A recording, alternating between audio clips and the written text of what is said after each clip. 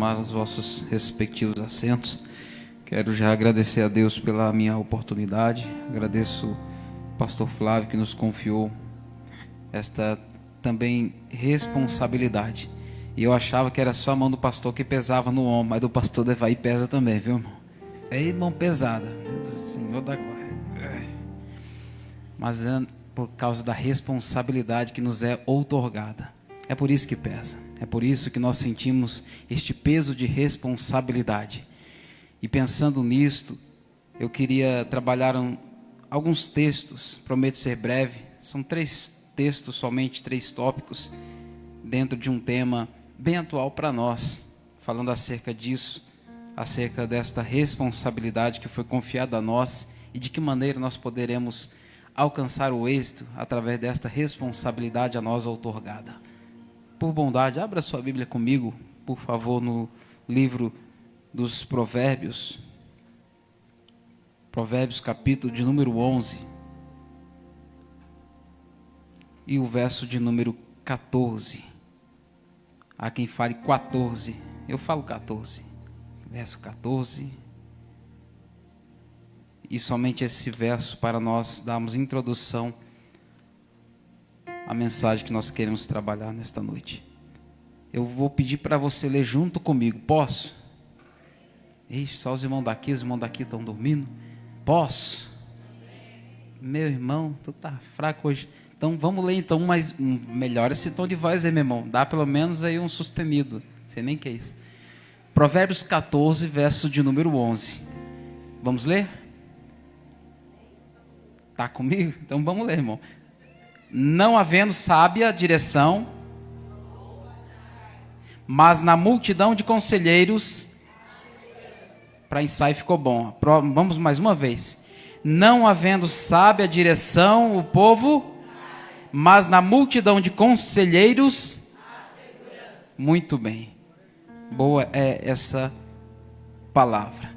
Eu quero nessa noite, dentro do tema que nós iremos trabalhar, falar acerca de conselhos do livro de Provérbios para a nossa vida prática, para o nosso dia a dia, para nós entendermos o quão preciosa é a palavra de Deus aplicada em nós diariamente.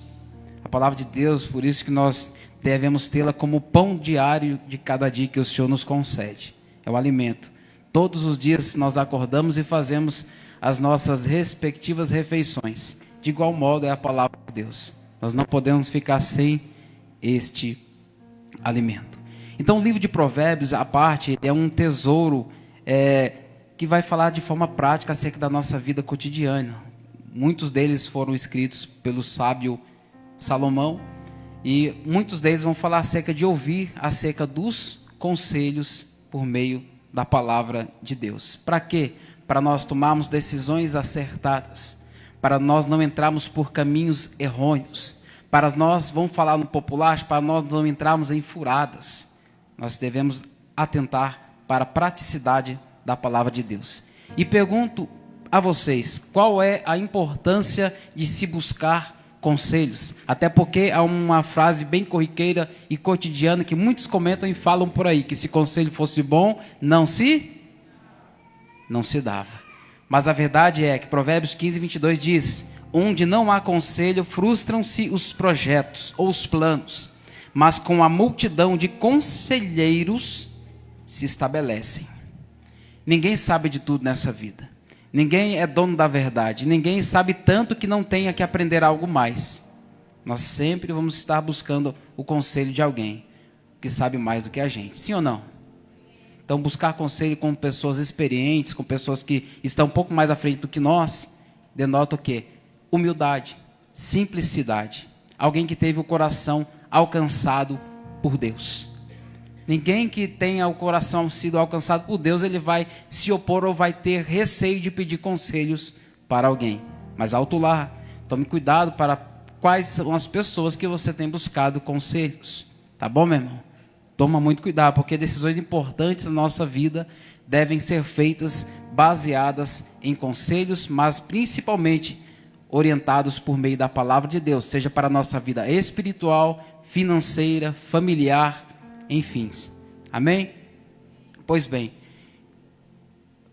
os conselhos que nós poderemos trabalhar, que nós poderemos aplicar em todas as áreas da nossa vida, como já havia dito, na nossa família, nossos relacionamentos, seja pai para com os filhos, seja nosso relacionamento de amizades, seja nosso relacionamento profissional, talvez com seus funcionários, com seus empregadores, com seus empregados, enfim.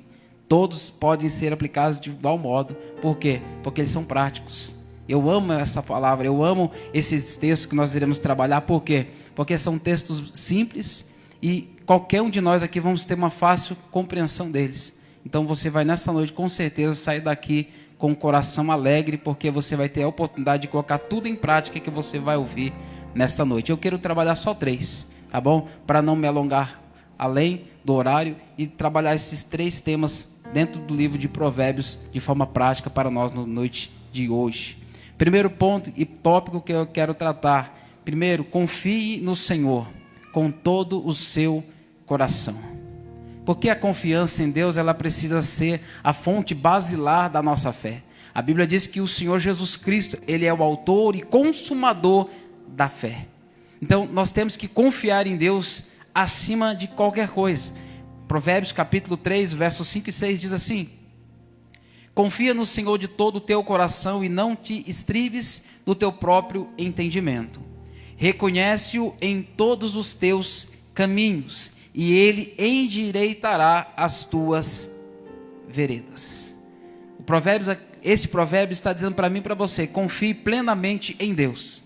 Não se apoie na força da tua sabedoria. Não se apoie na força do teu braço. Não se apoie nas tuas próprias convicções. Não se apoie naquilo que você acha que você sabe que está fazendo. Está entendendo?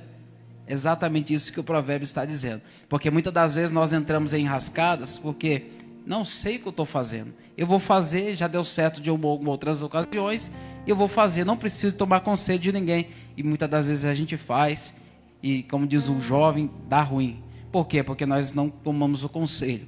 Na tomada de decisões, eu vou falar e repito, nós precisamos tomar conselhos, principalmente da palavra de Deus, buscar direção e orientação de Deus. Não tem nada de errado você procurar um irmão, um amigo, um pastor e buscar uma orientação com ele por meio da palavra de Deus. Quem que nunca fez isso? Ou se você não tem o hábito de fazer isso, passe a fazê-lo. Antes de você tomar uma decisão importante, eu duvido você fazer isso sem contar com a tua esposa. Qual que é o marido corajoso aqui que já fez algo e não contou com a esposa? Ninguém. Tem medo de morrer. Não é uma esposa do lado aí, não vai falar que não, meu irmão? Claro que não. Todas as decisões importantes dentro da tua casa, você conversa com a tua esposa, você chama ela para responsabilidade. Fala, mulher, nós precisamos conversar sobre isso, porque se nós fizermos isso, pode dar nisso. E aí, o que vai ser? Por quê? Porque se você errar, meu camarada, e ela não estiver sabendo o que você fez, tu tá no sal. Então conversa antes, busca conselho, vai para a palavra de Deus. Aí não sabemos o que fazer, eu e minha esposa. Vai buscar ajuda de alguém que saiba.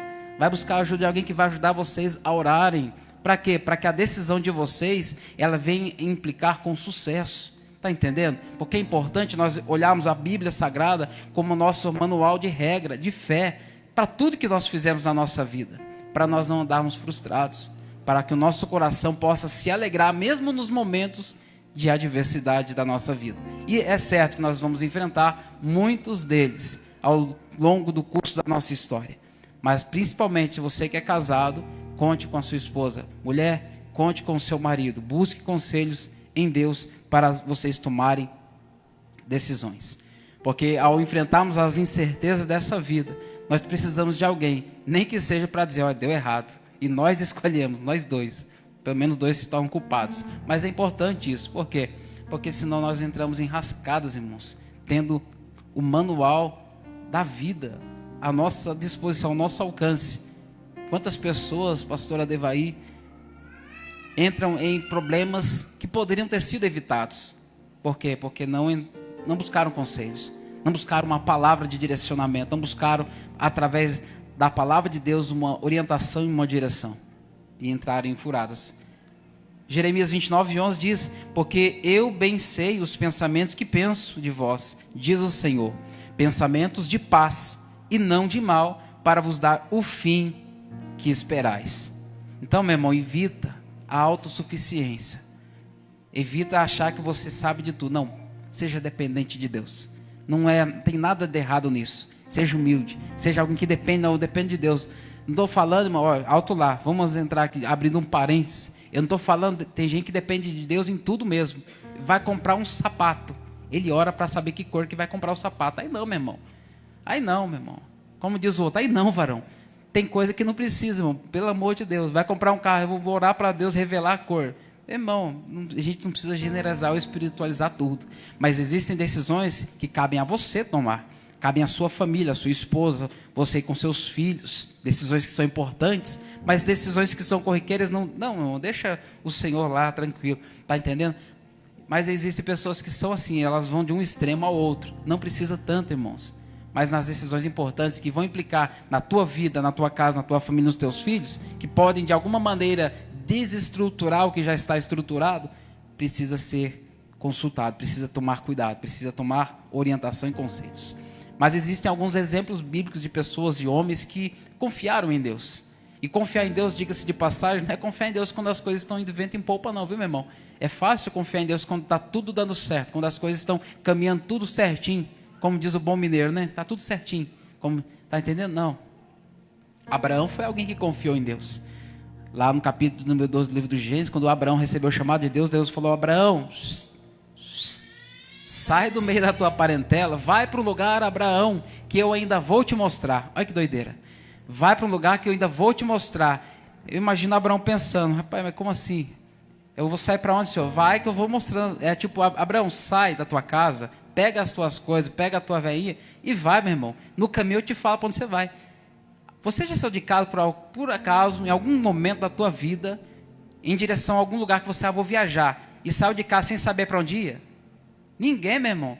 Ninguém faz isso. Aí Deus fez isso com Abraão. Sai que no caminho eu te mostro para onde você vai. E Abraão foi, sem saber para onde ia.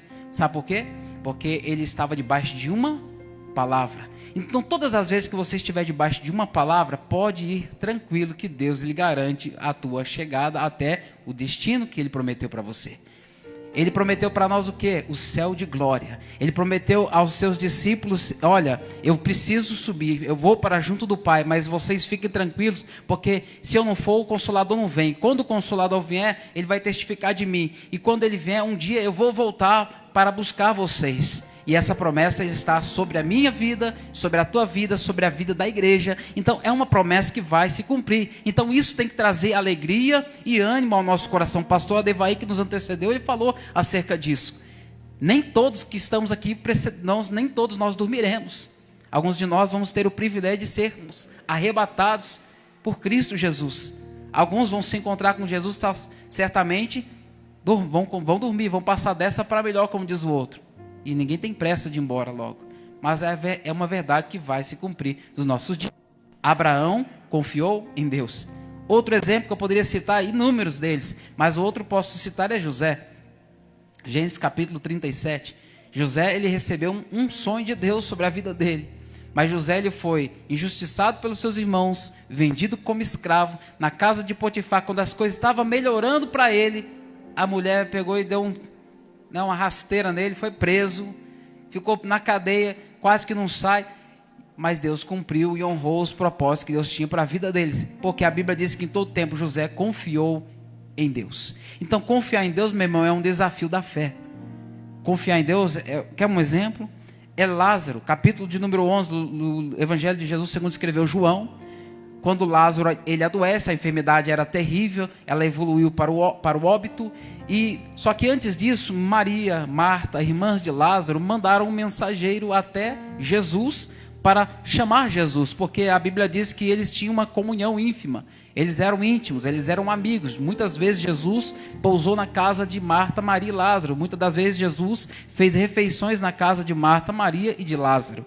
Só que quando o mensageiro vai, Lázaro morre. Quando o mensageiro vem, Lázaro já estava morto há pelo menos 2 dias.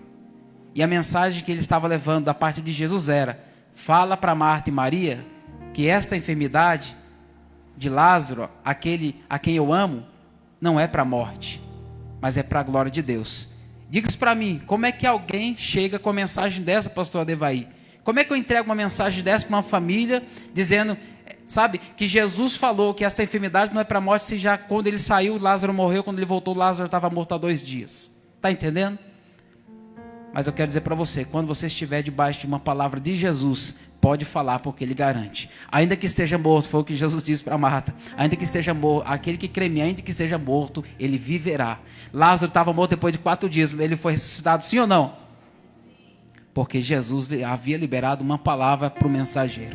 Então você que é porta-voz do reino dos céus, você que leva uma palavra de Deus no seu coração, você que um dia foi alcançado por Jesus e tem a palavra de Deus inserida dentro do teu coração, tem uma palavra forte dentro de você. E todas as vezes que Jesus ele acionar você, você vai sentir algo, vontade, um desejo, sabe, uma inquietação, preciso falar isso para alguém. E quando você sentir, você vai olhar talvez como aconteceu com o profeta Samuel, quando olhou dentro da casa de Jessé, enfim, achou que os que Deus havia escolhido eram aqueles que tinham aparência. Mas você vai ficar se indagando, mas Deus, será? Ele não tem condição, não pode se cumprir isso. Quer um exemplo? Eu falo de mim.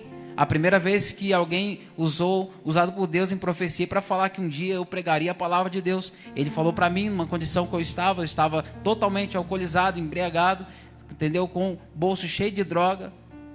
Estava preparando aquela noite para passar a noite toda usando droga. E a palavra que ele liberou para a minha vida foi: Deus te tem escolhido como um vaso de honra e Deus vai te usar para pregar a palavra dele. Eu falei, só pode ser loucura isso.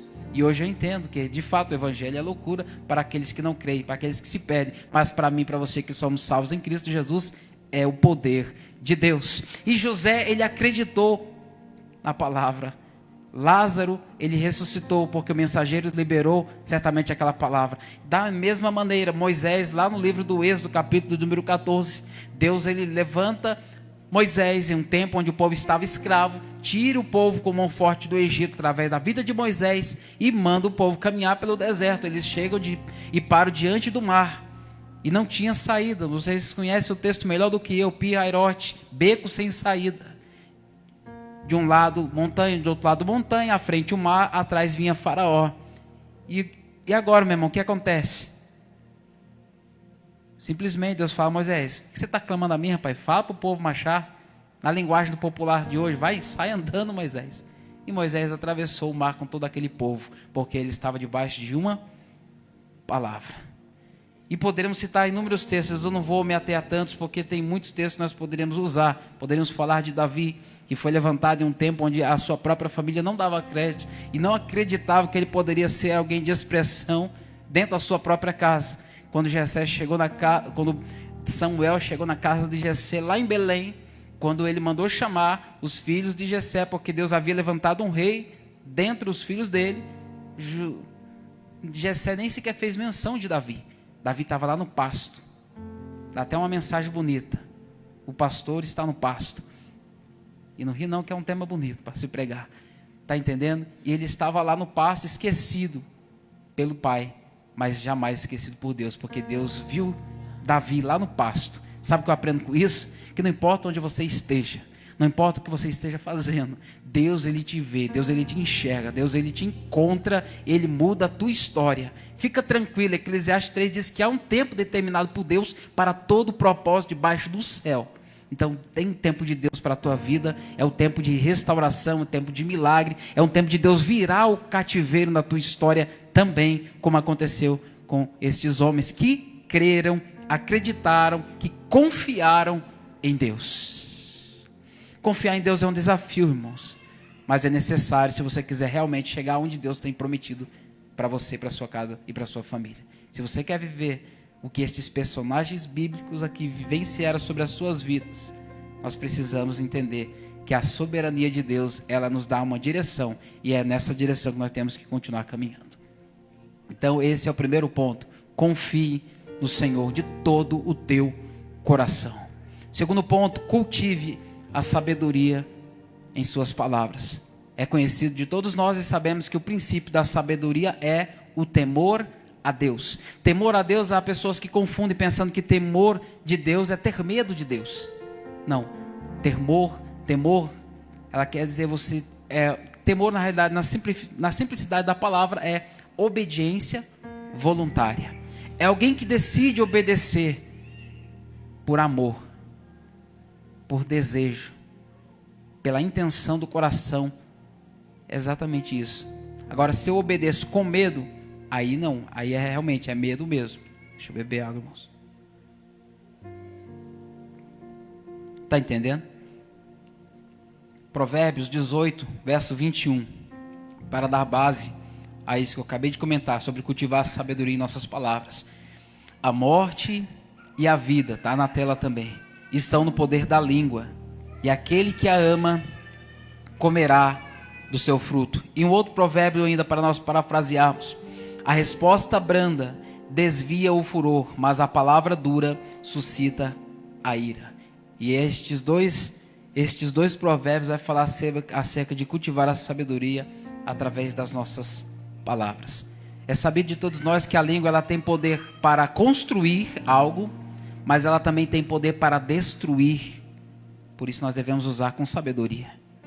Através da nossa língua, das nossas palavras, nós podemos construir bons relacionamentos, mas também nós podemos destruir um casamento.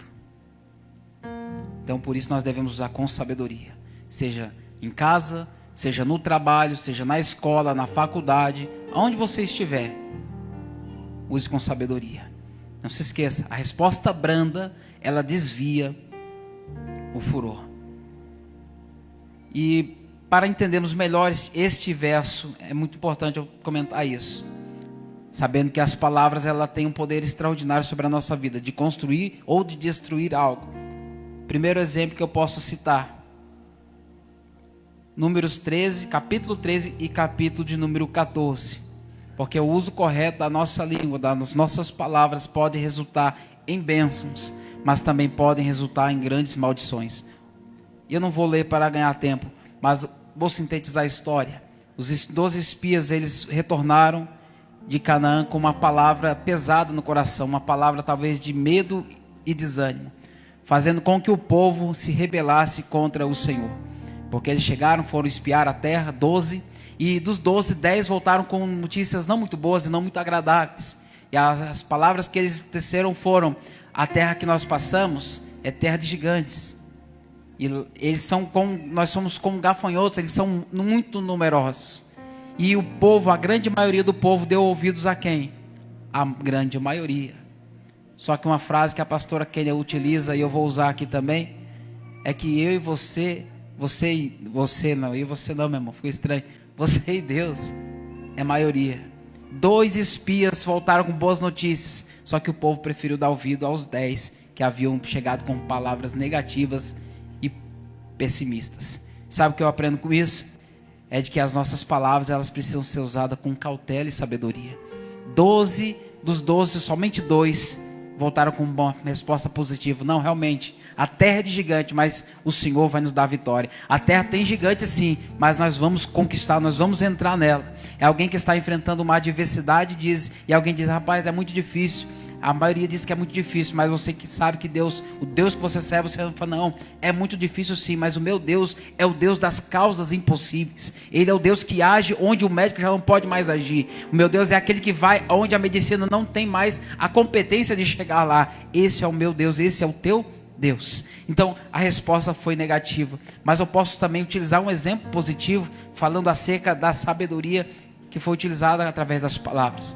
Atos capítulo de número 2. Você se lembra muito bem de quando Pedro ele foi alcançado por intermédio do Espírito Santo de Deus, e ele anunciou a Cristo com intrepidez, com ousadia, e mais de 3.000 almas se renderam aos pés do Senhor. A sua primeira pregação oficial dos Gideões de Jerusalém. Está entendendo?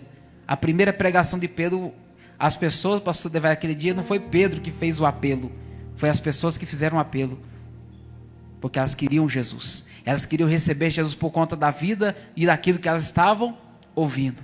Então, somos nós quem decidimos, irmãos, de que forma nós vamos influenciar as pessoas, através das nossas palavras, através daquilo que nós falamos, através daquilo que sai dos nossos lábios. E o outro conselho: a resposta branda desvia o furor, mas a palavra dura suscita a ira.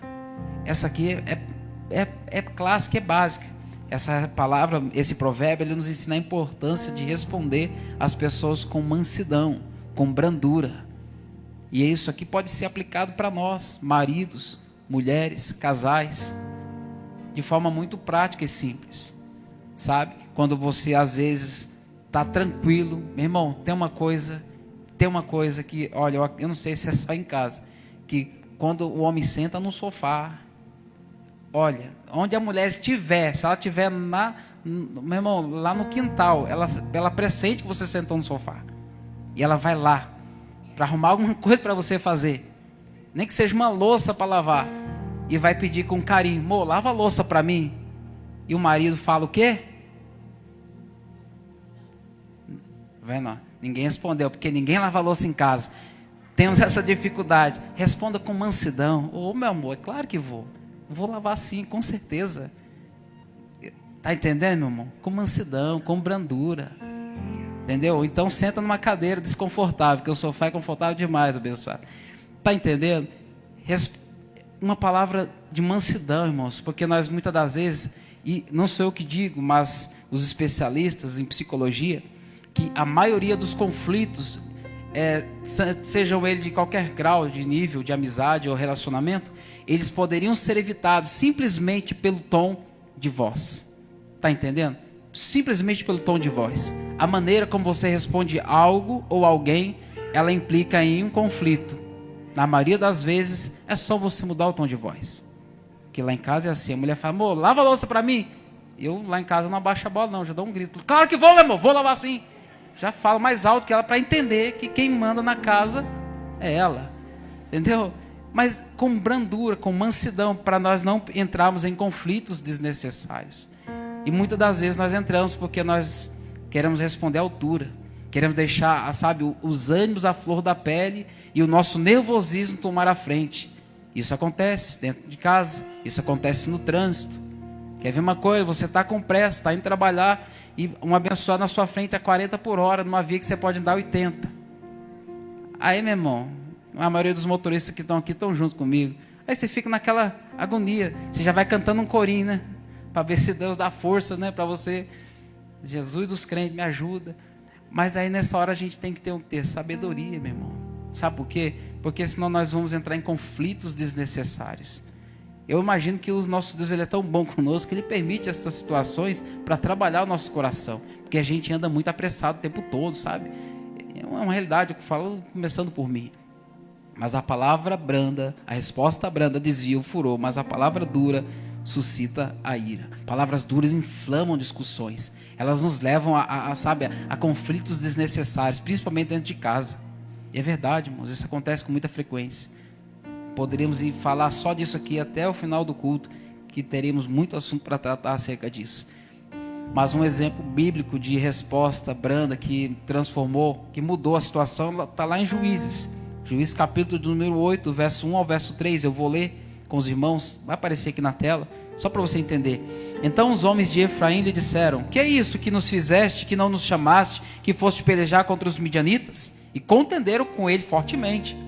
Porém ele lhes disse: que mais fiz eu agora do que a vós? Não são porventura os rabiscos de Efraim melhores do que a vindima de Abiezer?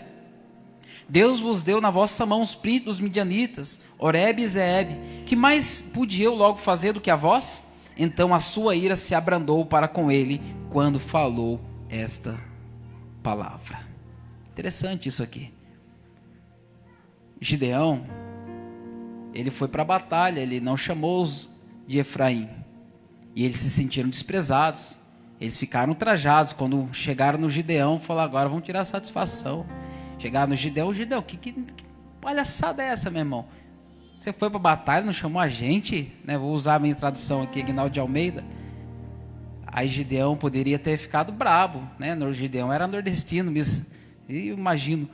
Só que aí falou: rapaz, os rabiscos, que são os restos das colheitas, naquele tempo, ele, olha, verso de número 2, eu vou ler. Porém ele disse: que mais fiz eu agora do que a vós? Não são porventura os rabiscos, ou seja, o resto das colheitas de Efraim, melhores do que a vindima de Abiezer? Ou seja, fala da colheita, a colheita principal.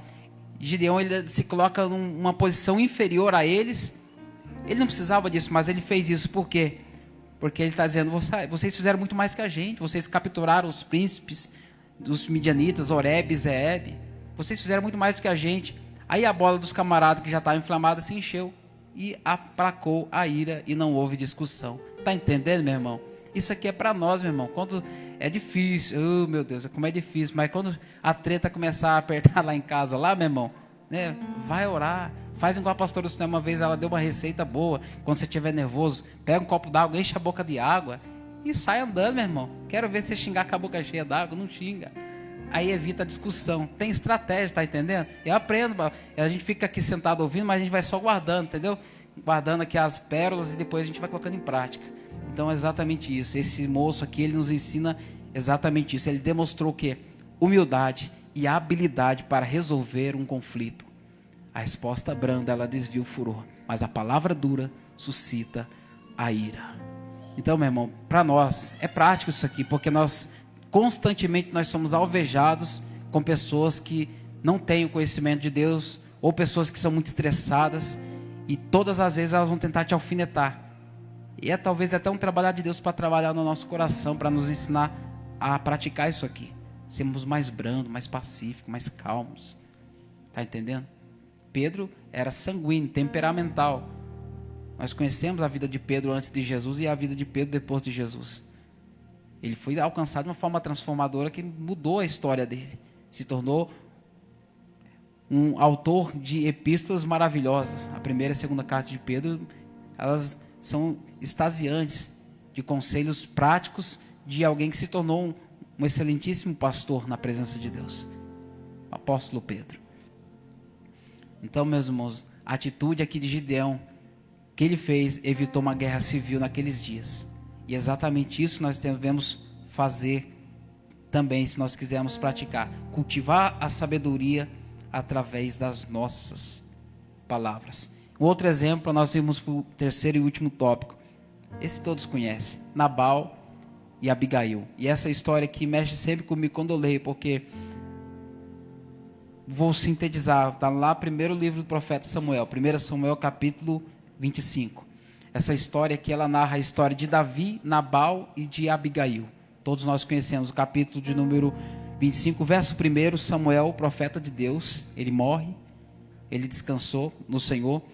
Todo Israel lamentou, chorou a sua perca, por conta que Samuel era alguém que era muito bem quisto na nação, alguém que era muito respeitado e amado pelo povo. E Davi segue para o deserto de Parã. E lá ele vai se deparar com um homem muito rico, porém um homem insensato chamado Nabal. E exatamente o significado do nome dele, insensato. Só que ele se recusou a ajudar a Davi e aos seus homens. Seus homens, com toda a humildade do mundo, ajudaram os seus pastores, protegendo os rebanhos deles. E quando Davi vai pedir um recurso, é como se tivesse, não, nós ajudamos ele, com certeza, é recíproco, ele vai nos ajudar. Nabal falou, rapaz, quem que é esse Davi? Nem conheço esse tal de Davi. Vou deixar de ajudar os meus para ajudar esse Davi que eu nem conheço, de forma alguma. Davi ficou irado. Do verso de número 2 ao verso de número 13, você vai ler essa história. E Davi intentou no coração dele acabar com todos os animais, jovens, crianças. Davi ia passar o cerol fininho, meu irmão, na família de Nabal aqui, como diz o carioca, né? É verdade.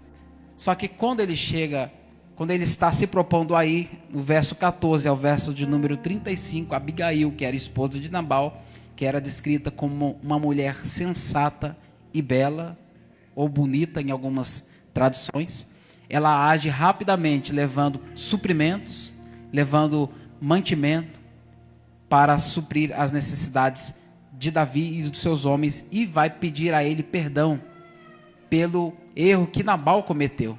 Está entendendo, irmão? O exemplo que é a atitude de Abigail, ela impediu um derramamento de sangue dentro da casa dela.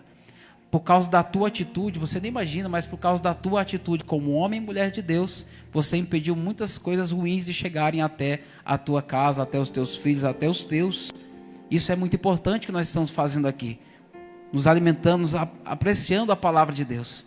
Mas eu digo para você, cuidado com a insensatez, porque Nabal era um homem insensato, tal como era o seu nome. Ele era a tipologia da arrogância e da prepotência em uma pessoa só. Só que Abigail era uma mulher pacífica. Por isso que tem que ter esse equilíbrio, sabe? Esse equilíbrio dentro de um casamento. Abigail, ela representa a sabedoria e também a prudência. Ela foi alguém que, através da sua atitude, ela impediu a morte de muitas pessoas dentro da casa dela, por conta dela ser uma mulher pacificadora. Ela arriscou a sua própria vida. Por isso eu quero deixar esse conselho para nós, conselho prático, como eu estou falando do livro de Provérbios. Deus, ele usa pessoas preparadas e dispostas, assim como ele usou a vida de Abigail para apaziguar conflitos. Você foi levantado por Deus para isso, meu irmão. Talvez lá no teu trabalho tenha alguém que você constantemente se vê em conflitos constantes. E Deus quer usar a tua vida para ser uma Abigail. Deus quer usar a tua vida para você ser alguém que vai evitar tragédias e cumprir o propósito dele, onde você estiver. Seja na escola, no trabalho, enfim. Exatamente isso. Então, em situações de conflito, seja como Abigail. Seja alguém que apazigua. Seja alguém que seja, sabe, seja alguém humilde. Se for preciso pedir perdão ou desculpa. Ah, mas não foi eu que errei. Não importa, meu irmão. Quem pede perdão não é a atitude de quem é fraco, é a atitude de quem é inteligente. Porque sabe que se não pedir perdão, também não tem o perdão de Deus sobre a vida dele. Então, quem pede perdão é alguém inteligente. É alguém que entendeu o princípio da sabedoria. E Abigail sabia que em tempo certo Deus usaria de justiça para com a casa dela e com a família dela. E Davi, como não era bobo nem nada, viu que Abigail era essa moça sensata, bela, casou-se com ela. E Nabal partiu sem salvação, abençoado. Está entendendo? Então, meu irmão, aplicamos para nós que esses versículos, eles nos desafiam a cuidar melhor da nossa língua. Cuidar melhor dos nossos lábios, daquilo que nós falamos, daquilo que sai da nossa boca. Porque depois que nós falamos uma palavra, irmãos, é como uma pedra e uma flecha atirada, ela não volta mais. E há quem diga, e uma verdade é, que palavras machucam mais do que agressões físicas. Tem pessoa que fala assim, eu preferia ter tomado um soco, ou um murro, como diz na minha terrinha, do que ter ouvido isso de você. Sabe? Então, cuidado, filhos, cuidado, filhos. Seus pais têm sentimentos. Que tem filho que acha que o pai só briga o tempo todo porque não ama. Não, muito pelo contrário. O pai e a mãe que ama o filho e corrige o tempo todo mesmo. Temos até a fama, né? O pai chato ou mãe chata. Por quê? Porque vive chamando atenção, vive corrigindo. A Bíblia diz nos próprios provérbios mesmo que aquele que não ama o seu filho, ele não o corrige, não disciplina. Quer ver o pai que não ama o filho? É o pai que não ama, que não ama o filho, é o pai que não disciplina, é o pai que não corrige, é o pai que não chama atenção, é o pai que deixa o filho fazer o que ele bem entender. Faz o que você quiser. É o pai que não ama, mas o pai que ama, ele vai sempre corrigir, vai sempre chamar atenção, vai sempre pontuar algumas coisas, vai sempre apontar os princípios bíblicos para a vida dos filhos, querendo o filho ou não, gostando do filho ou não. Por isso, filhos, cuidado com as palavras que vocês direcionam aos seus pais. Cuidado, pais, com as palavras que vocês direcionam aos vossos filhos, porque isso pode acarretar em grandes tragédias. Um salmo para nós irmos para o último tópico. Salmo 34. Olha que salmo interessante. Quem é o homem que deseja a vida, que quer largos dias para ver o bem? É uma pergunta. Guarda a tua língua do mal e os teus lábios de falarem enganosamente.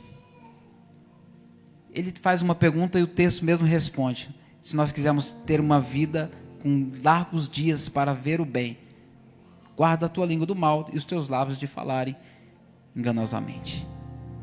E Tiago, ele não ficou por baixo, ele vai também escrever muito conhecido esse texto, Tiago 3, do verso 1 em diante, ele diz, meus irmãos, muitos de vós não sejam mestres, sabendo que receberemos mais duro juízo, porque todos tropeçamos em muitas coisas, se alguém não tropeça em palavra, o tal varão é perfeito e poderoso para também refrear todo o corpo. Ora, nós pomos freio na boca dos cavalos para que nos obedeçam e conseguimos dirigir todo o seu corpo.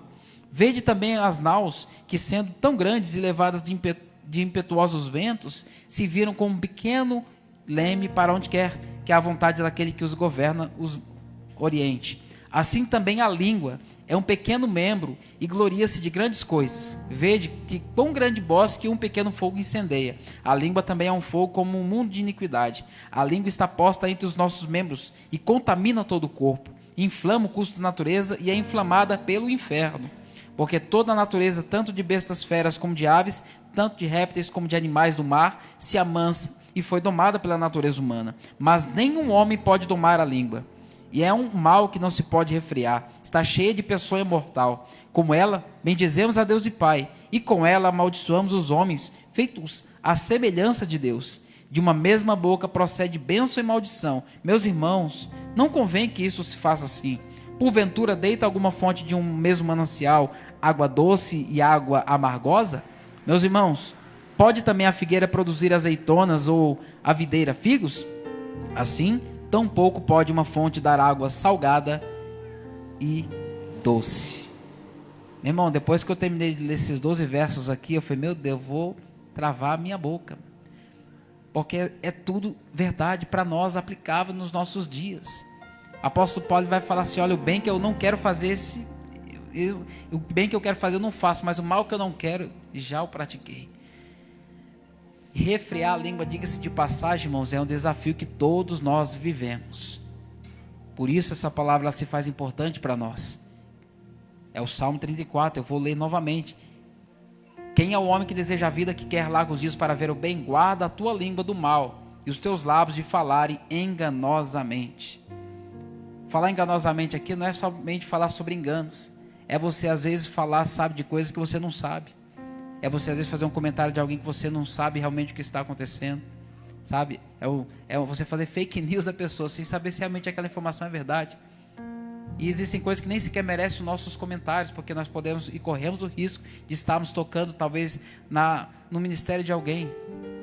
Então, meu irmão, essa palavra aqui é muito importante. Nós devemos refrear a nossa língua, lutar para que nós não venhamos entrar por este caminho. Nós devemos cuidar, cultivar as nossas palavras com sabedoria. Amém, meus irmãos? E vou para o último tópico, para finalizar a minha fala. Terceiro e último tópico: ande com os sábios e evite as más companhias. Esse aqui é um conselho prático de pai e de mãe, sim ou não? Quem que nunca ouviu o pai ou a mãe falar, filho, está andando com má companhia, filho, ó, essa companhia não é para você. E cansei de ouvir isso da minha mãe, irmãos. E a orientação que eu falo para minha filha hoje é, filha, os conselhos mais preciosos que eu tive na minha vida foram os que eu mais desprezei, que foram os conselhos da minha mãe. Porque assim, filho, principalmente na nossa geração de hoje, acham que os pais são caretas, acham que os pais não entendem do que eles estão vivendo hoje, porque eles estão mais avançados, porque no nosso tempo a internet era discada, no nosso tempo a gente queria mexer nas redes sociais, tinha que ir nas lan house, né, no Orkut, aquela coisa toda.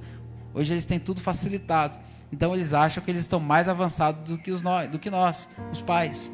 Só que é um grande engano. Eu falo porque no meu tempo eu pensava isso da minha mãe. Achava que ela era careta, que ela não sabia das coisas. E se eu tivesse, irmão, escutado, praticado cada um dos conselhos que a minha mãe me deu no tempo em que eu morei com ela, meu irmão, a minha vida era para ser outra. Era para eu ser uma outra pessoa. Mas eu sei que tudo Deus tem um plano, tem um propósito. Por isso hoje eu estou compartilhando com você que é filho e você que é pai. Continue, sim, corrigindo, chamando a atenção e disciplinando. E você, filho, ouça seus pais. E isso vale para todos nós. Porque a gente fala de filho ouça seus pais, a gente pensa que é só para as crianças. Não. Tem adulto aqui também que é desobediente aos pais. Desculpe falar isso, mas é uma grande realidade. Muitas das vezes, mesmo depois de adulto, alguns filhos não obedecem os seus pais. E é um princípio de honra. A Bíblia diz que nós queremos que os nossos dias se prolonguem na terra, é o princípio, é o primeiro mandamento com promessa. Se nós queremos viver uma vida longa e abastada, devemos honrar nossos pais. Ande com os sábios, evite as más companhias. Olha o texto de 1 Coríntios 15, 33, é um texto clássico. Não vos enganeis, as más companhias corrompem os bons costumes. Provérbios 13, 20 é a base bíblica para falarmos isso. Quem anda com os sábios será sábio, mas o companheiro dos insensatos se tornará mal. Quem anda com o sábio será sábio, mas o companheiro dos tolos vai acabar mal para ele, vai acabar sendo destruído. Então tenha cuidado, irmãos, com as companhias, com as amizades, com os laços que você tem feito por aí. Por quê? Porque é prático. Nós devemos, para a nossa vida, para o nosso dia a dia, escolher mentores, pessoas que vão nos influenciar de forma positiva, pessoas que vão nos aproximar de Deus. Nós devemos avaliar as nossas influências. Para onde as influências que eu tenho deixado, que eu tenho permitido, porque isso é você que permite. Não é o mundo que está terrível, o mundo que não. Permissão sua. O diabo, ele é permissível, ele só vai atuar onde nós demos legalidade para ele. Simples isso. Então nós devemos avaliar quais são as pessoas que eu tenho permitido entrar dentro do meu ciclo de convivência e por quais delas eu tenho me deixado ser influenciado. E isso aqui é importante para nós. Por isso nós devemos investir em relacionamentos com pessoas que nos aproximem de Deus e com amizades que vão fazer com que o nome do nosso Deus seja glorificado. Tem algum amigo que influencia você a fazer coisas que você sabe que não agrada a Deus? Meu irmão, como diz o carioca, racha o bico. Sai fora. Não estou falando para você desprezar, muito pelo contrário, irmãos. Mas não se deixe ser influenciado. Tem gente que acha que depois que se torna cristão, servo de Deus, tem que aniquilar, tem que abolir todo mundo. Não. Mas se no momento que você não condiz com as práticas que eles cometem, que eles praticam, você não tem que estar no meio deles. Isso acontece com a maioria e aconteceu com a maioria de nós que aqui estamos. Quem aqui que não foi alcançado por Deus, que dentro da tua casa era todo final de semana, era churrascada, bebedeira, cerveja, aquela vida louca, e depois que Jesus alcançou a tua história, isso já não fez parte mais do teu contexto? Pouco a pouco algumas pessoas deixaram de visitar a tua casa, pouco a pouco algumas pessoas deixaram de fazer parte do teu ciclo de amizades. Isso é normal, irmãos, porque as trevas e a luz, elas não combinam, não tem nenhuma comunhão. Não tem como. Hoje você é sal da terra, você é luz nesse mundo. Então é normal que isso aconteça. Não fica chateadinho não, meu irmão. Não fica chateado com Deus não. Porque é minha família. Não. Deus tem propósito nisso. Talvez você não saiba, mas eu quero dizer algo para você. Os teus familiares olham para você como uma referência de algo bom para a vida deles. Eles podem até não falar, não comentar, mas em momento oportuno, sabe qual é o telefone que vai tocar quando o chicote estralar na casa dele? É o teu. Sabe para quem que eles vão ligar quando a situação estiver indo de mal a pior na casa deles? É o teu telefone que vai tocar. É na tua porta que vão bater. É você que eles vão procurar, tá entendendo? Então isso é um propósito de Deus.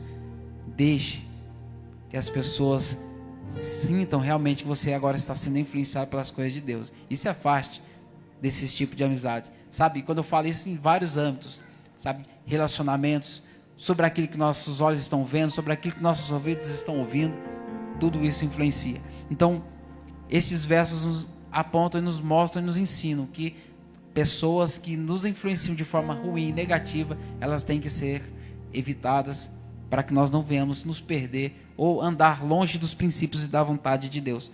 Exemplo bíblico para nós finalizarmos, que eu poderia usar aqui, que você conhece melhor do que eu, Ruth, capítulo de número 1 ao capítulo de número 4 vai falar da história de Ruth e Noemi. Todos nós conhecemos, já tivemos até uma oportunidade de falar acerca dela em uma das escolas bíblicas, que por sinal é muito bom estarmos nas escolas bíblicas. Mas Ruth, ela decidiu acompanhar a sua sogra Noemi em um momento de caos, de instabilidade emocional. Sabemos que Noemi, ela foi para uma outra terra. E depois que morre o seu marido, morre os seus filhos, as suas noras ficaram desamparadas. Mas uma delas decidiu ir com ela para a cidade de Belém, acompanhou ela, e isso fez com que a vida dela fosse influenciada, porque até então ela era uma mulher pagã. Ruth, ela não era cristã, vamos parafrasear, mas a convivência com a Noemi levou ela a conhecer o Deus de Israel. Está entendendo? Então a convivência de pessoas que não servem a Deus com você tem que fazer com que elas se tornem mais perto, ou mais íntimas, ou mais conhecedoras do Deus que você serve. Não pode ser o oposto. Porque aqui não foi Ruth que influenciou Noemi a se tornar uma pagã. Não, foi Noemi que influenciou Ruth a se tornar uma cristã, uma serva de Deus. Tanto é que ela fez parte do plano redentor de Cristo Jesus. Depois que ela se casa com Boaz, ela entrou para a genealogia de Jesus Cristo. Está vendo o grau de importância que é permitir sermos influenciados por pessoas boas, por pessoas que têm realmente um caráter cristão? Outro exemplo, Daniel, capítulo de número 1 ao capítulo de número 3, todos conhecemos o texto. Daniel e seus amigos que foram levados cativos para a Babilônia. Eles eram homens de Deus, jovens de Deus. Só que na Babilônia eles tinham a opção, eles poderiam se tornar pessoas, até como seus próprios nomes foram mudados, eles poderiam ter se corrompido, mas o coração deles estava em Deus. Eles não permitiram que as influências de Babilônia capturassem o coração. Capturaram seus corpos, mas as suas almas continuavam servindo o Deus de Israel. E isso resultou em várias vitórias para eles, mesmo estando dentro de Babilônia. Daniel se tornou grande dentro de Babilônia, alguém influente, alguém importante. Sadraque, Mesaque, Abednego, Daniel, Ananias, Misael e Azarias também se tornaram alguém de influência. Por quê? Porque eles se deixaram ser influenciados, não se deixaram, melhor, ser influenciados pelos costumes pagãos. Outro exemplo que nós poderíamos citar, e vários deles, é o próprio Jesus com seus discípulos. Homens, alguns truculentos, homens indoutos, alguns homens iletrados, mas homens que se tornaram referência para o mundo antigo, porque eles tiveram a oportunidade de ter os ensinamentos de Jesus. Foram influenciados pelo próprio Cristo, o próprio Verbo de Deus encarnado. Está entendendo? E através disso a vida deles foi transformada e várias vidas foram impactadas por intermédio daquilo que eles receberam. Da mesma maneira somos nós, irmãos. Aquilo que você recebeu de Deus está influenciando pessoas.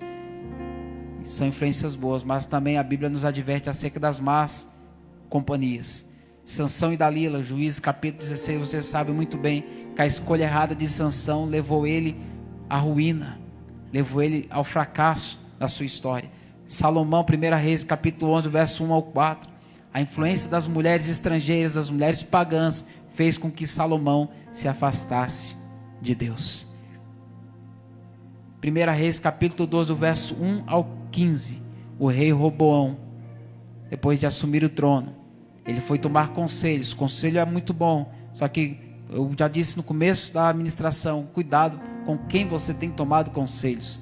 Roboão, ele tomou conselhos com os seus amigos, jovens, insensatos, a galerinha que havia crescido com ele, desprezando o conselho dos anciãos da época. E o que aconteceu? Houve uma divisão no reino, por conta dessa incoerência e da incapacidade de tomar conselhos dos sábios, de fato. Está entendendo? Então foram influências ruins. Por isso eu digo para você nessa noite, como a palavra de Deus tem nos orientado, que nós viemos buscar, de fato, pessoas, amigos, sabe, que vivem de acordo com a vontade de Deus, com os padrões bíblicos. Provérbios 27, 17 diz que assim como o ferro afia o ferro, de igual modo as boas amizades nos ajudam a crescer em direção à vontade de Deus e evitar os caminhos de destruição. Então é muito importante. E para finalizar a minha fala, irmãos, eu queria compartilhar o texto de Filipenses 4, verso de número 8. Então fica essa aplicação prática para a nossa vida. Escolha pessoas que vão fazer parte do ciclo de amizade. É você que escolhe. É você que decide quem vai fazer parte. É você que decide quem vai estar perto de você e quem vai se tornar influência ou quem vai permitir que você seja influenciado. Filipenses 4:8. Quanto aos mais, irmãos, tudo que é verdadeiro, tudo que é honesto, tudo que é justo, tudo que é puro, tudo que é amável, tudo o que é de boa fama, se há alguma virtude, se há algum louvor nisso, pensai. Isso tem que ser o que ocupa a nossa mente. Os pensamentos que ocupam, porque esses exemplos todos que nós comentamos aqui, eles nos mostram como nós devemos, de fato, deixar com que as nossas amizades tenham um impacto na nossa vida, no nosso ciclo de amizade, dentro da nossa casa, nossa família. Então o livro de Provérbios nada mais é do que um manual dado por Deus para que nós venhamos ter uma vida de abundância e de dias felizes. E grave isso, Ser feliz, irmãos, não é você ter ausência de adversidades, não.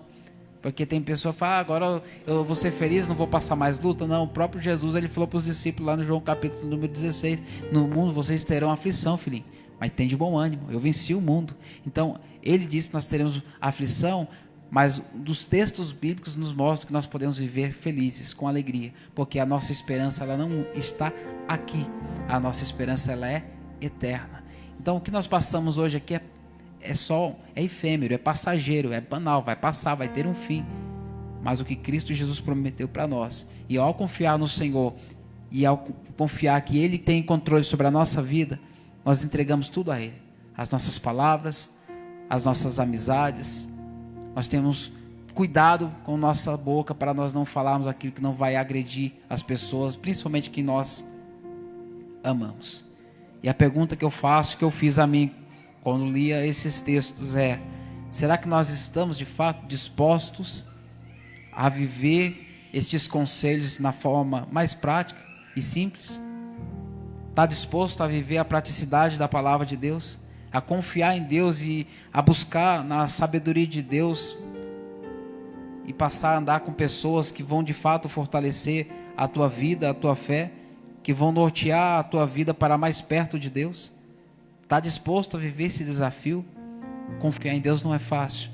Cultivar a sabedoria em nossas palavras não é fácil.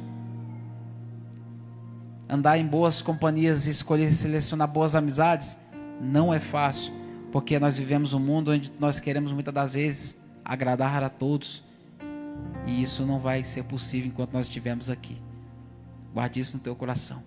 Então, meu irmão, confie em Deus, cultive palavras de sabedoria em tudo que você for falar, e principalmente escolha bem as suas amizades. São conselhos práticos do livro de Provérbios para nós na noite de hoje. Que o Senhor em Cristo continue falando melhor em cada coração.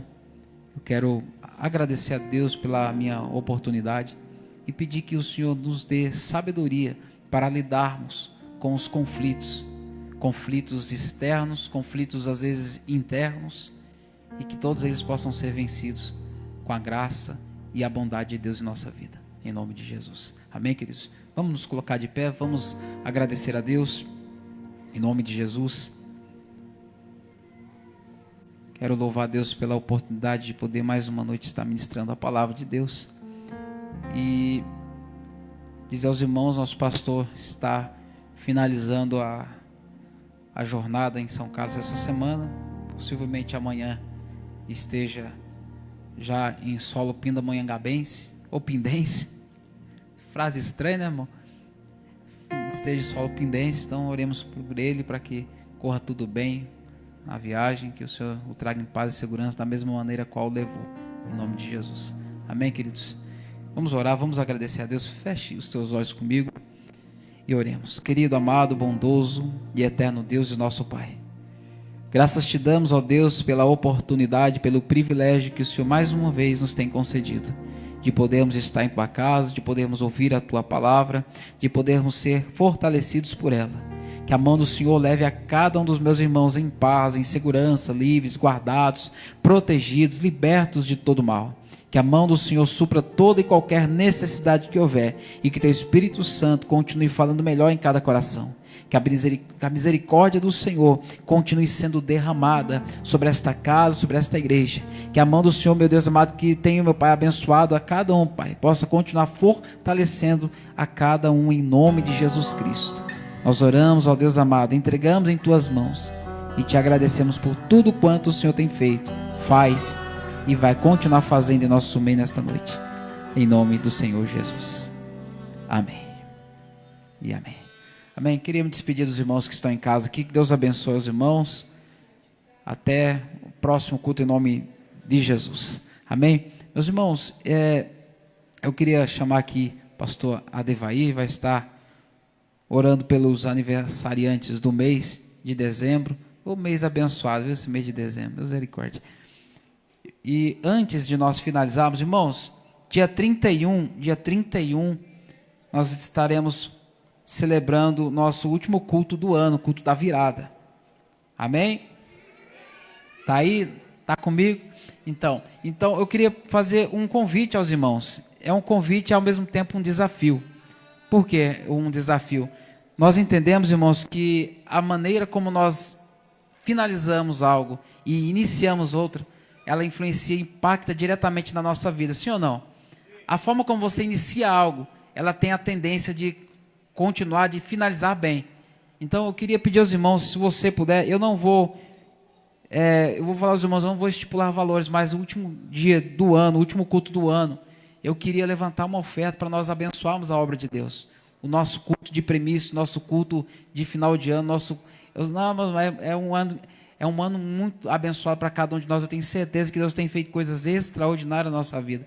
Então eu queria pedir aos irmãos, antes de você ir embora, eu vou deixar com a irmã Benê ali. Posso, irmã Benê? Se você puder e quiser, é claro. E, ó, irmãos, não se trata de valores, entenda.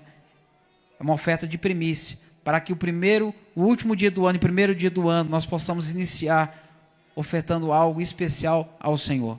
E eu não estou falando de valores, mas de gratidão no coração. Se você tem motivo para agradecer a Deus, pegue o envelope. Eu não estou falando de dinheiro, entenda isso, por favor. Mas se você se sente grato a Deus, falando, eu quero começar o ano, eu quero finalizar e começar o ano ofertando algo na obra de Deus. E que essa oferta ela venha a ser multiplicada. Porque eu tenho certeza que cada oferta lançada e semeada, irmãos, na obra e no reino de Deus, vai implicar em muitas obras que serão feitas e darão-se continuidade a muitas outras que ainda estão em curso. E vai certamente nos ajudar a continuar crescendo e avançando em nome de Jesus. Amém? Então, ao término, se você quiser e puder, aí você leva aquele envelope diferenciado, está escrito oferta de primícias. Aí você vai trazer no dia 31, tá bom? Os irmãos que se propuseram a estar aqui no culto da virada, dia 31 você traz, separa a sua oferta e você entrega no culto da virada. Amém, irmãos? Está compreendido? Então, Deus abençoe, vamos agradecer e logo após, o pastor Adevair finaliza com a bênção apostólica. O aniversariante está... Tem aniversariante no mês de dezembro, irmãos? Sobe aqui então, daqui a pouquinho já vamos orar. Não, pode vir. Marcelo vai falar só alguns minutinhos aqui sobre a IBD, meu irmão. Aí nós já fazemos a finalização aqui. Irmãos, antes de orar pelos aniversariantes, pode se sentar um pouquinho? O pastor Aguinaldo ficou um pouco nervoso, eu acho. A Priscila ficou, pelo amor de Deus, fala para ele. Calma. Amém, irmãos. Vocês estão bem? Amém. Vocês estão felizes? Irmãos, duas coisas que eu gostaria de falar. Na verdade, é uma coisa que eu gostaria de falar com vocês. Deixa eu só desbloquear aqui. Irmãos, eu estou sentindo muita falta de vocês na EBD. Muita falta de vocês na EBD. A gente começou bacana, daí começou a cair. Aí a EBD, infelizmente, se esvaziou bastante. Eu imagino, talvez domingo é o dia mais difícil, talvez é o dia que você tem para descansar. Só que eu vejo, irmãos, lá em Oséias, capítulo 6, verso 3, diz que nós devemos conhecer e prosseguir e continuar conhecendo ao Senhor, tá bom? E a EBD é o momento que a gente faz isso. Hoje mesmo, irmãos, hoje foi uma aula sobre a provisão de Deus. Hoje a gente falou, só hoje, sobre ansiedade, sobre depressão, sobre provisão nos tempos difíceis. A gente falou, irmãos, hoje sobre coisas que aqui às vezes não dá para falar. Na EBD você compartilha histórias, na EBD você compartilha o seu testemunho, a gente ouviu muitos testemunhos. Mas a gente percebe que é algo que poderia enriquecer muita gente e às vezes está sendo, não vou falar gasto, mas na verdade, às vezes o alcance disso é muito pequeno. Certo? Deus abençoa aqueles que estavam aqui, graças a Deus. Eu preparo a aula com o mesmo ímpeto, com a mesma vontade, o pastor Aguinaldo também. Mas é algo que eu vou ser sincero para vocês, eu estou com um pouco de temor. Eu estou com um pouco de medo, tá bom? Por quê, irmãos? Porque a gente pega um camarada aí, que todo mundo sabe, foi candidato a prefeito de São Paulo. O camarada é heresia atrás de heresia. E ele enche um estádio com 15 mil pagantes para ouvir ele falar bobeira. Aqui a gente traz uma palavra de verdade, palavra de bênção e estudo. E eu duvido que alguém saia daqui com menos conhecimento da palavra do que quando entrou. Tá bom? Isso eu duvido. E a palavra é importante para nós porque a gente acaba não caindo em papinho de herege, irmãos. A próxima lição que nós vamos falar, a próxima revista, eu não sei, olha só a importância disso. Em defesa da fé cristã, combatendo antigas heresias que se apresentam com nova aparência. Às vezes você está correndo um perigo, irmãos. Eu já vi casos. Eu lembro de uma vez que eu conversei com uma amiga minha, eu já estou finalizando, tá bem? Aí o pastor Devair vai orar pelos aniversariantes. Uma amiga minha falou que estava no ônibus e um camarada falando contra a Bíblia. E ele tinha argumentos muito bons, segundo ela. E ela disse, eu fiquei envergonhada porque eu não conseguia rebater aquilo. Mas por quê? Porque não ia na EBD. Porque não se interessava em conhecer e prosseguir em conhecer. Eu falo isso com um ímpeto de preocupação, amém? Às vezes a gente se pergunta aqui, e eu já estou finalizando, por que às vezes os bancos não estão cheios, né? Porque é uma igreja bonita, é uma igreja confortável, é uma igreja boa, é uma igreja onde o som não é horrível, é uma igreja onde os músicos estão mais ou menos, brincadeira, mas é uma igreja boa. Mas por que ainda não está cheia? E eu lembro de uma vez que eu e a Duda, a gente foi numa esfirraria, fomos comer esfirra num lugar, e lá tinha tudo para dar certo, tudo. O lugar era lindo, e era de um irmão, o lugar era bonito, a esfirra era maravilhosa, porém eu lembro que só estava a Duda e eu. A gente pediu 4 ou 5 esfirras, acho que talvez um pouco mais. A esfirra veio, só tínhamos nós dois, a esfirra veio errada, a coca veio congelada, e demorou 40 minutos para chegar. E a gente se perguntava por que não enchia aquilo lá. Sabe por que não enchia? Por que Deus não abençoava? Porque não tinha estrutura para ser abençoado. E eu estou percebendo muito isso aqui, irmão. Se a gente crescer, a gente poderia vender rosa ungida, poderia vender esse negocinho aqui ungido por R$1.000. Talvez ia lotar de gente aqui comprando, mas não é isso que a gente quer. A gente quer estruturar vocês na palavra, quer ensinar a palavra para vocês. A gente quer que vocês saiam daqui sem ter medo de um mormon ou de um testemunho de Jeová bater na porta da sua casa e te engolir na Bíblia. A igreja talvez não cresceu ainda porque a gente precisa se estruturar na palavra. Paulo, ele mostra essa importância da palavra para nós fortemente. E o autor aos Hebreus diz que a palavra ela é apta para discernir os nossos pensamentos mais profundos. Amém? A palavra ela pode te ajudar quando você precisa, mas às vezes a gente fica tão refém, sei lá, do sono, do cochilinho de domingo. É gostoso dormir domingo, vou ser sincero, não é fácil não. Mas a gente se sacrifica para tanto, a gente se sacrifica. Eu vou trabalhar todos os dias, eu vou falar para você, não é todo dia que eu quero trabalhar não, irmãos. Mas eu vou. E olha que eu trabalho para mim mesmo. Eu não posso me mandar embora, e ainda assim eu vou. Amém? Venha para a IBD. Vamos, olha, eu vou falar a verdade. Quem não vier para a IBD a partir de janeiro, tendo em vista as lições que a gente vai ter, tá doido, irmãos, tá doido, porque as lições, eu já dou aula de EBD, fazem aproximadamente, aí, acho que uns 6 anos, mais ou menos, acho que uns 6 anos, né, pegando a época da Denote. Essa é a lição mais importante que eu já vi até hoje. E olha que a gente já pegou muita lição boa, muita mesmo, mas essa é a mais importante, amém? Posso contar com você, irmãos? Amém? Quando eu mandar lá a mensaginha, dá um joinha, pelo menos, tá? Se a gente fica no vácuo lá, é tão triste. É tipo estender a mão e a pessoa não estender de volta. Tá bom? Dê uma salva de palmas. Pastor Devair, vem orar pelos aniversariantes. Peguei a dica. Ficamos em pé, irmãos. Ficamos em pé. Temos ali lanche, né? Olha, copo de refrigerante, R$8. Um lanche e um copo de refrigerante? Menino, tá de graça, hein? Para trocar por uma oferta. Oh, maravilha. Melhorou ainda, irmão. Melhorou. Temos cantina ali, lanche mais copo de refrigerante, R$8. Ele não está vendendo, trocando, né? Uma oferta. Deixa uma oferta e leva, né?